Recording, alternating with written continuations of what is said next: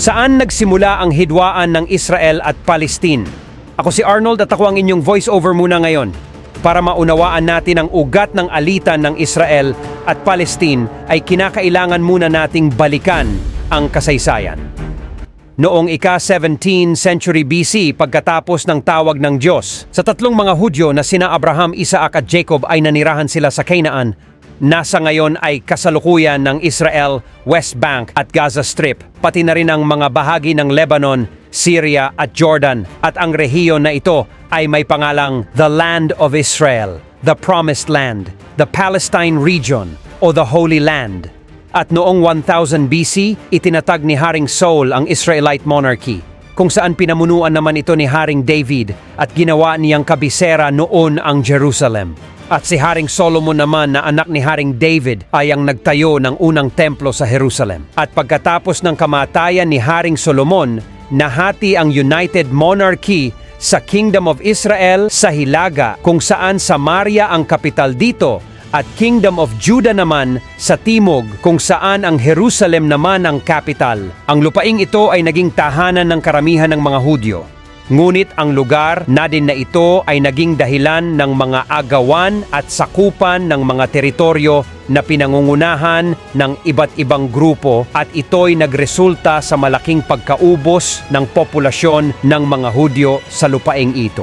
Ganun pa man, isa sa mga pagsakop ay isinagawa ng mga Roman Empire at sila ang nagbigay ng pangalang Palestine sa Judah, at ginawa nila ito para putulin na ang koneksyon ng mga Hudyo sa Land of Israel. At sa panahong ito, sa pagtatapos ng Roman Empire, ang Kristyanismo na nagsimula bilang isang sektang Hudyo ay unti-unti nang nangibabaw sa relihiyon. At noong ika-7th century, naganap ang Arab Conquest at dito nagsimulang kumalat ang Islam at itinayo ang Dome of the Rock sa Jerusalem, at simula noon naging banal na lungsod na ito para sa tatlong relihiyon, ang Hudaismo, Kristyanismo at Islam. At pagkatapos makadanas ng matinding persecution ang mga Kristiyano sa Jerusalem sa kamay ng mga Seljuk Turks, isang imperyong Central Asian na may ambisyong magpalawak ng teritoryo, ay siya namang agad na naglunsad ng mga crusades ang mga Kristiyano para ibalik ang banal na lungsod sa mga Kristiyano.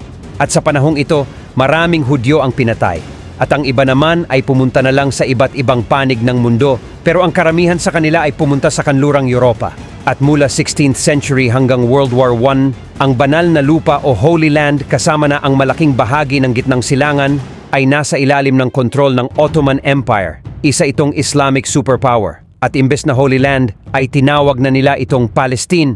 At noong mga panahong ito, mas maraming mga Hudyo sa Europa ang sumali sa kilosang tinatawag na Zionismo, at ang layunin nito ay itatag ang isang Jewish national state sa kanilang tinuturing na sinaunang tahanan. Kaya naman noong unang dekada ng 20th century, libu-libong mga Hudyo ang lumipat mula sa Europa pabalik sa dati nilang tahanan. At ganun pa man, ang Israel at Palestine noon ay nasa sa ilalim ng pamamahala ng Britanya, at nang sumiklab ang World War I ay dito na nagtapos o bumagsak ang Ottoman Empire. Kaya naman ang lupaing ito sa gitnang silangan ay hinati ng British at French empires. Binigyan ng mas malawak na kalayaan ng Britain ang Iraq at Jordan, at ang natitirang rehiyon sa ilalim ng kontrol ng Britain ay tinawag nitong British Mandate for Palestine, kung saan ipinangako ng Britain na magtatag sila dito ng isang Jewish national homeland sa ilalim ng Balfour Declaration na ipinatupad noong 1923. Pero heto na ang nangyari. Umusbong ang tensyon sa pagitan ng mga Hudyo at mga Arabo dahil pareho nilang inaangkin ng lupaing ito, kaya't nagresulta ito sa mga karahasan noong dekada ng 1930 at mas lalo pang lumaki ang populasyon ng mga Hudyo sa Palestine. Pero bakit? Ito kasi ang year na pinagpapatay ni Hitler ang mga Hudyo.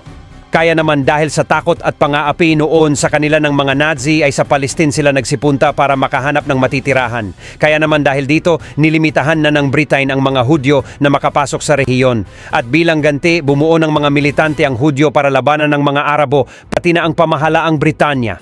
At pagkatapos ng Holocaust sa Nazi Germany na kumitil ng halos 6 milyong buhay na Hudyo, ay mas lalong dumami pa ang mga Hudyo na nagmula sa Europa na pumunta sa Palestine upang hanapin ang kanilang dating tahanan, at dito na nagalit na ng husto ang mga Arabo. At dahil sa nabigla ang mga British ay nilisan na nila ang rehiyon, At sinabi nila sa Israel na magiging isa na silang independent country. At sa kalaunan, pagkatapos ng World War II, sinabi ng UN na ang plano nila ay bigyan ng partition ng Palestine o gawin itong dalawang estado. Isang para sa mga Hudyo at isang para sa mga Arabo. Ang syudad na Jerusalem ay magiging international zone. Pero ganun pa man ang plano dapat ay ibabase sa populasyon. Halos 1/3 lang ang dami ng mga Hudyo. Pero mas binigyan sila ng mas marami at mas malaking teritoryo na umaabot na ng 56.5% ng buong lupain. At hindi ito sinangayunan ng mga Arabo. At dito na magpapatuloy ang isang bagong yugto ng mas mabangis na alitan sa pagitan ng mga Hudyo at mga Palestino. Naganap ang digmaang Arabo-Israeli noong 1948 matapos magdeklara ng Israel na sila'y isa ng independent country, sumiklab ang isang digmaan sa pagitan ng mga Arabo at mga Hudyo na kilala bilang digmaang Arabo-Israel. Kinasangkutan ito ng 5 independent nation, ang Ehipto, Jordan, Iraq, Syria at Lebanon, kasama pa ang mga miyembro ng Arab Leagues.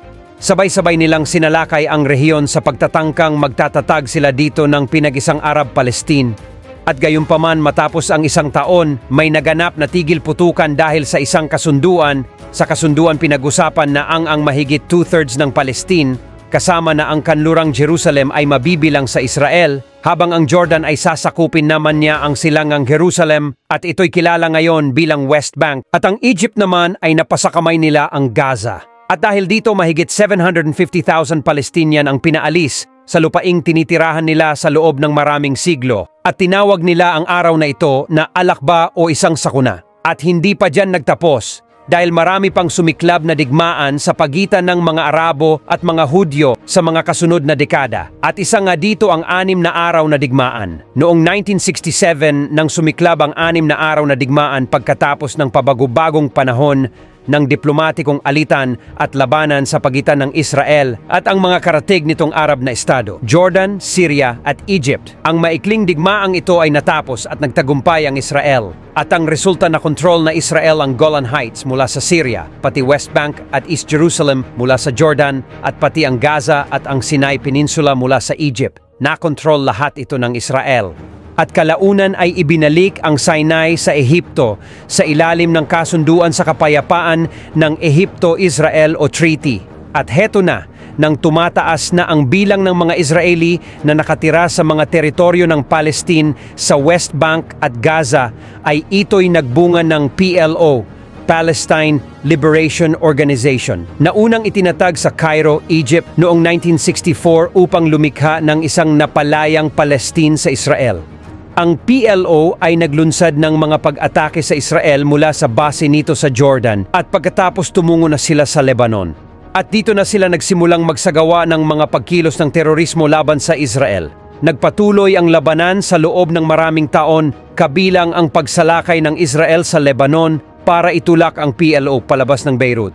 At sa kalaunan ay pumayag ang PLO na hatiin ang lupain sa pagitan ng Palestine at Israel. Ngunit mas maraming Jewish settlers ang patuloy na lumipat sa mga teritoryong Palestinian na sinakop ng Israel noong 1987. Sa kabila nito, isang marahas na pag-aalsa ng Palestinian na kinilala bilang First Intifada ang umusbong. Nagsimula ito sa mga Jabalia refugee camp matapos bumangga ang isang truck ng Israeli Defense Forces sa 2 Palestine civilian van na ikinasawi ng 4 sa kanila. Ang salungatan na ito ay nagresulta sa daan-daang pagkamatay. Kaya naman, ang resulta, nagkaroon ng isang peace process na nilagdaan ng Oslo Accords ng Israel at ng PLO. Ang Oslo Accord kasama na ang Oslo I ay nilagdaan sa Washington, D.C. at ang Oslo II Accord naman sa Taba, Egypt. Ayon sa Oslo Accords, ang West Bank ay nahahati sa 3 lugar. Ang Area A ay eksklusibong kontrolado ng mga Palestinian. At ang Area B naman ay kontrolado ng parehong mga Palestinian at Israel. At ngayon kung akala mo na okay na ay nagkakamali ka. Dahil bagamat nagpatuloy ang karagdagang usapang pangkapayapaan noong 2000, ang mga Israeli at Palestinian ay hindi nakipagkasundo sa mga issue tulad ng katayuan ng Jerusalem, mga karapatan ng mga refugee, at ang tumaas na pamayanan ng mga Hudyo sa mga lupain ng Palestinian.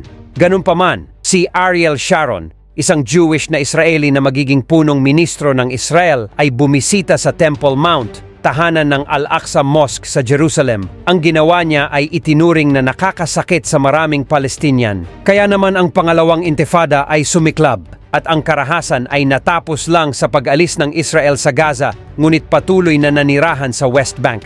Sa kabilang banda, bakit ba naggegera ngayon ang Israel at Hamas? Ang Hamas ay isang Sunni Islamist militant group na naglalayong sirain ang estado ng Israel at lumikha ng isang Islamic State matapos ang armadong labanan sa pagitan ng Hamas at Fatah na namamahala sa PLO. Humiwalay ang Hamas sa Palestinian Authority at nakakuha ng kapangyarihan sa Gaza. Inilagay ng Israel ang Gaza sa ilalim ng isang nakasusuklam na blockade na humantong sa ilang madugong digmaan sa pagitan ng dalawang grupo sa Gaza Strip, kabilang ang Operation Cast Lead, Operation Pillar of Defense, at Operation Protective Edge noong 2014. Nagkasundo ang Hamas at Fatah na bumuo ng pambansang pagkakaisang gobyerno noong 2018. Ang embahada ng US ay inilipat mula Tel Aviv patungong Jerusalem noong 2018 na itinuring ng mga Palestinian bilang hudyat ng suporta ng Amerika para sa Jerusalem. Noong 2021, ang salungatan sa pagitan ng Israel at Palestine ay nagpatuloy pa at naganap ito sa silangang Jerusalem na humantong sa ilang mga aksyon ng karahasan. Ganunpaman, isang kasunduan sa tigil putukan ang pinangunahan ng Egypt, Qatar at United Nations na sinakatuparan noong May 2021. At ilang taon lang ang lumipas, ito na naman sila. Muling naggegerahan para lamang makuha ang teritoryong pilit na pinag-aagawan.